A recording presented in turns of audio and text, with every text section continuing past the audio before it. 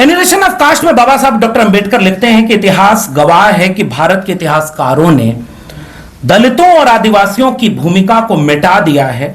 जब तक यह देश अपने असली निर्माताओं की पहचान नहीं कर लेता तब तक वह न्यायपूर्ण राष्ट्र नहीं बन सकता। भारत में असली लोकतंत्र तभी आएगा जब सबसे गरीब, सबसे उपेक्षित और सबसे पिछड़े आदमी की जिंदगी बदलाव आएगा। जब आदिवासी, दलित, स्त्री, उनकी आवाज संसद में गूंजेगी तभी भारत का स्वराज पैदा होगा।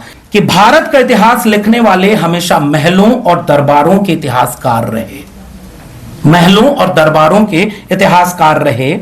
जंगलों और पहाड़ों में लड़ी गई असली लड़ाइयों को उन्होंने कभी जगह नहीं दी। आदिवासी इतिहास इसलिए जिंदा है क्योंकि वह लोगों की यादों और संघर्षों में जिंदा। जो क्लेम है ये किताब कि भारत राष्ट्र निर्माता हम हैं, जिसे इन लिखने वाले सुनील खिलनानी बिरसा मुंडा से आगे नहीं बढ़ा पाए, जिसे मेकर्स ऑफ मॉडर्न इंडिया लिखने वाले लेखक उसको भी नहीं देख पाए, अब जब उनके हाथ में कलम आई तो उन्होंने बताया कि इस देश में अंग्रेजों के खिलाफ सबसे पुरानी और सबसे लंबी लड़ाई लड़ने का काम इस देश के आदिवासियों ने किया है। मिर्जा गालिब का एक शेर है कि दर्द मिन्नत कशे दवा न हुआ, मैं ना अच्छा हुआ बुरा न हुआ, जान दी हुई उसी की थी, हक तो यूं है कि हक अदा न हुआ। हमारे ऊपर हमारे उन पुरखों का हक है कर्ज की तरह, डॉक्टर बाबा साहब अंबेडकर। और ये मैं पूछना ही भूल गया था कि जोहार का मतलब क्या होता है, कितने लोगों को पता है। और मैं ये सवाल यहीं से उठाना चाह रहा था कि सेवा जोहार का नारा क्यों लगता था और जोहार का नारा और उलगुलान का नारा किसके लिए लिखता है। यह बात प्रोफेसर जितेंद्र मीणा ने अपनी किताब में भूमिका में लिखी है। अगले 2-4 पॉइंट्स में अपनी बात खत्म करूंगा। पहली लाइन इस किताब की जरूर पढ़नी चाहिए। नर्मदा और सिंधु के किनारे बसी वे आदिवासी बस्तियां इस भारत की ऐतिहासिक विरासत हैं जिन्होंने इस महान सभ्यता को जन्म दिया। लेकिन गंगा को केंद्र में रख करके जिन्होंने भारत का स्वप्न देखा, उन्हें तो पता ही नहीं कि नर्मदा और सिंधु के किनारे आजकल क्या हुआ था और उस जमाने में क्या हुआ था। और मुझे याद आ रहा है जयपाल सिंह मुंडा का संविधान सभा में दिया हुआ वो भाषण कि हम 6000 साल से इस देश के मूल निवासी सिंधु घाटी सभ्यता के वारिस हैं और आपको हमें लोकतंत्र सिखाना नहीं है, आपको लोकतंत्र हमसे सीखना होगा। इस किताब में भूमिका जो है वो बहुत महत्वपूर्ण है और इस भूमिका को बार बार पढ़ा जाना चाहिए।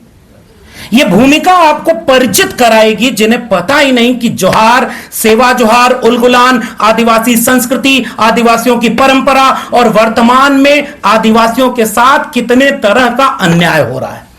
इस किताब की भूमिका में वो सारी बातें लिखी हुई हैं। और कानून के नाम पर किन लोगों ने जब कानून बनाया तो वो कानून विरासत, अस्तित्व और सांस्कृतिक और आर्थिक आधार के खिलाफ चला गया। और फिर आंकड़ों के साथ ये दावा करती है कि एक समय जब जंगल को निजी संपत्ति घोषित किया गया तो आदिवासियों के ऊपर किस तरह का जुल्म हुआ। इसलिए भी इस किताब को जरूर पढ़ा जाना चाहिए। भारत में क्रिमिनल ट्राइब एक्ट का कानूनी आधार आवारागर्दी अधिनियम और आदतन अपराधी अधिनियम में निहित है। आवारागर्दी अधिनियम पता ही नहीं होगा। आजकल कल पार्लियामेंट में हमारे राजकुमार भाई बैठे हुए हैं, एक बिल आ रहा है, ऐसे मौके पर आ रहा है जब जो सबसे जरूरी बिल है उस पर चर्चा नहीं हो रही, नारे लगा के सबकी परीक्षा ली जा रही है।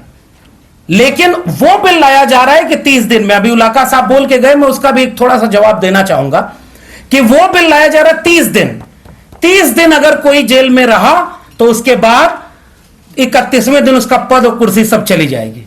और विपक्ष के एक नेता ने पूछ दिया कि चक्की पीसिंग वाला नारा जिसके लिए दिए थे उसको डिप्टी सीएम बनाए बैठे हो।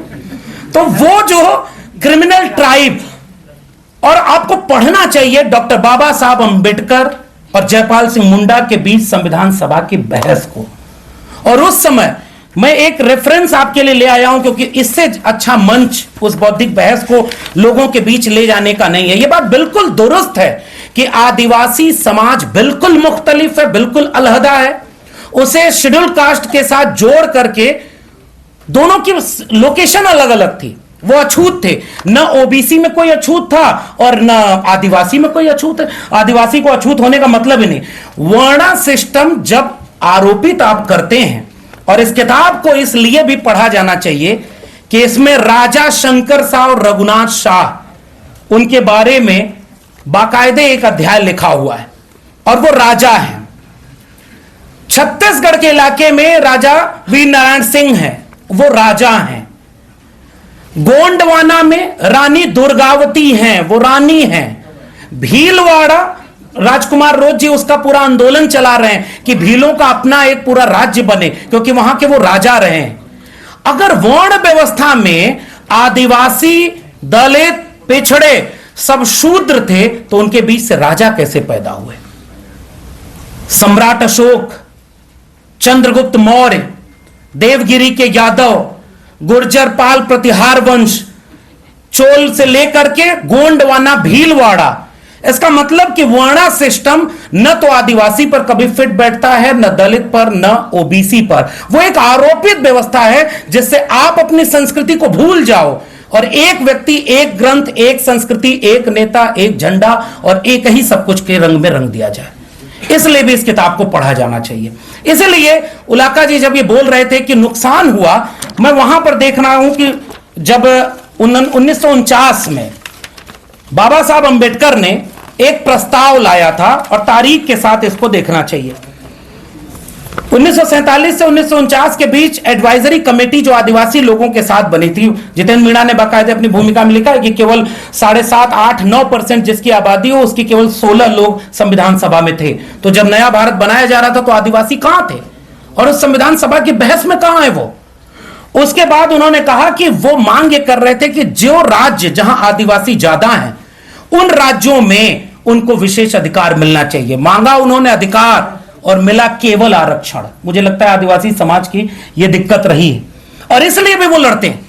लेकिन डॉक्टर बाबा साहब अंबेडकर ने 11 मई 1949 को अल्पसंख्यक राजनीतिक संरक्षण पर एडवाइजरी कमेटी, और उसके बाद 24 अगस्त 1949 को ड्राफ्ट आर्टिकल 294, जो बाद में कॉन्स्टिट्यूशन में आर्टिकल 332 में आता है, पूरे देश में जैसे शेड्यूल कास्ट को रिजर्वेशन मिला, वैसे ही शेड्यूल ट्राइब को भी नहीं वो चीज मिल पा रही है जो वो चाहते हैं, तो कम से कम रिजर्वेशन तो मिले। यह काम उस एकता को दिखाता है जो उस बहुजन आइडेंटिटी पॉलिटिक्स को जोड़ती है। अलग होने के सामाजिक, सांस्कृतिक, आर्थिक कई कारण हैं, लेकिन जोड़ने के जहां जहां इतिहास हैं, उस इतिहास को पढ़ना चाहिए। अब मैं आखिर में एक दो बातें कह के अपनी बात को खत्म करूंगा। उसके बाद 2 वक्ता हैं, उनको अपनी बात को पढ़ना है, सुनेंगे आप। एनिमेशन ऑफ कास्ट में बाबा साहब डॉक्टर अंबेडकर लिखते हैं कि इतिहास गवाह है कि भारत के इतिहासकारों ने दलितों और आदिवासियों की भूमिका को मिटा दिया है। जब तक यह देश अपने असली निर्माताओं की पहचान नहीं कर लेता, तब तक वह न्यायपूर्ण राष्ट्र नहीं बन सकता। डॉक्टर राम मनोहर लोहिया मार्क्स, गांधी और समाजवाद किताब में 1960 में लिखते हैं कि भारत में असली लोकतंत्र तभी आएगा जब सबसे गरीब, सबसे उपेक्षित और सबसे पिछड़े आदमी की जिंदगी बदलाव आएगा, जब आदिवासी, दलित, स्त्री, उनकी आवाज संसद में गूंजेगी, तभी भारत का स्वराज पैदा होगा। और आज जब राजकुमार रोत जैसे सांसद सदन में खड़े होकर के बोलते हैं, तब लगता है देखिए आदिवासी की लड़ाई आदिवासी ही लड़ेगा, वही बोल सकता है। बाकी आप उनके साथ, उनके पीछे खड़े होकर के आप साथ दीजिए, उसका नेता नहीं बनना है। इसलिए आज जो बात राजकुमार रोत बोल रहे, इससे पहले क्यों नहीं बोली गई? महाश्वेता देवी ने अरण्येर अधिकार में 1977 में लिखा कि भारत का इतिहास लिखने वाले हमेशा महलों और दरबारों के इतिहासकार रहे। महलों और दरबारों के इतिहासकार रहे। जंगलों और पहाड़ों में लड़ी गई असली लड़ाइयों को उन्होंने कभी जगह नहीं दी। आदिवासी इतिहास इसलिए जिंदा है क्योंकि वह लोगों की यादों और संघर्षों में जिंदा, और उन यादों, संघर्षों से इस किताब ने एक भूमिका निभाई है। ये भूमिका जब जितेंद्र मीणा लिखते हैं तो यह दावा कतई नहीं करते कि आदिवासियों के ऊपर कोई पहली किताब मैं लिख रहा हूं। इसके पहले बहुत सारी किताबें लिखी गई हैं, बहुत सारे काम हुए हैं, जितेंद्र मीणा यह दावा कर रहे हैं कि जिन नायकों को उपेक्षित कर दिया गया, हम उन नायकों की भी बात आपको बताना चाहते हैं। छत्तीसगढ़ नॉर्थ ईस्ट से लेकर के राजस्थान गुजरात के भी इसमें नायक शामिल हैं, इसलिए भी इस किताब को पढ़ना चाहिए। एक कोटेशन एक दो बस पढ़ के मैं अपनी बात खत्म करूंगा। हालांकि पेज नंबर 33 पर इन्होंने वनवासी वाले स्थिति अलग, तो उनके ऊपर आप एक धर्म, एक भाषा, एक नेता क्यों थोपेंगे, और इस बात को इस किताब में जरूर लिखा गया। और इस किताब को बाकी नायकों पर वक्त कम है इसलिए छोड़ देता हूं। इसके आखिरी पन्ने पर भारत के आदिवासी विद्रोह करके एक सूची दी गई है। जो क्लेम है ये किताब कि भारत राष्ट्र के निर्माता हम हैं, जिसे इन लिखने वाले सुनील खिलनानी बिरसा मुंडा से आगे नहीं बढ़ा पाए, जिसे मेकर्स ऑफ मॉडर्न इंडिया लिखने वाले लेखक उसको भी नहीं देख पाए।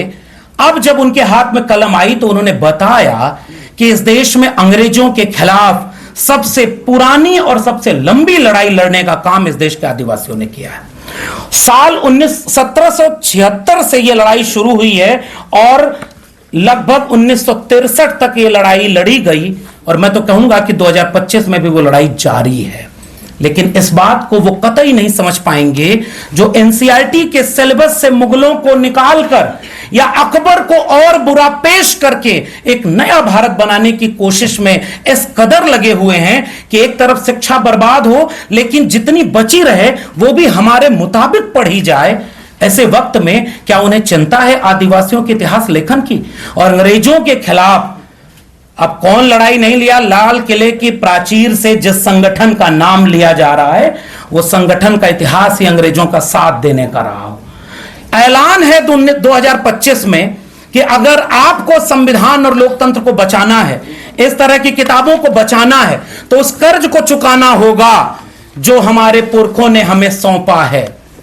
मिर्जा गालिब का एक शेर है कि दर्द मिन्नत कशे दवा न हुआ, मैं ना अच्छा हुआ बुरा न हुआ, जान दी हुई उसी की थी, हक तो यूं है कि हक अदा न हुआ। हमारे ऊपर हमारे उन पुरखों का हक है कर्ज की तरह। डॉक्टर बाबा साहब अंबेडकर, जयपाल सिंह मुंडा, बिरसा मुंडा से लेकर राम मनोहर लोहिया, भगत सिंह, तमाम लोगों का कर्ज है। इस किताब के जरिए उस कर्ज को पढ़ते हुए हमें लंबी लड़ाई के लिए अपने को तैयार करना होगा। मैं फिर से लेखक जितेंद्र मीणा को, प्रकाशक को और आप तमाम लोगों को धन्यवाद देता हूं कि ऐसे जगह पर हमने इस भूमिका निभाई। बहुत बहुत धन्यवाद।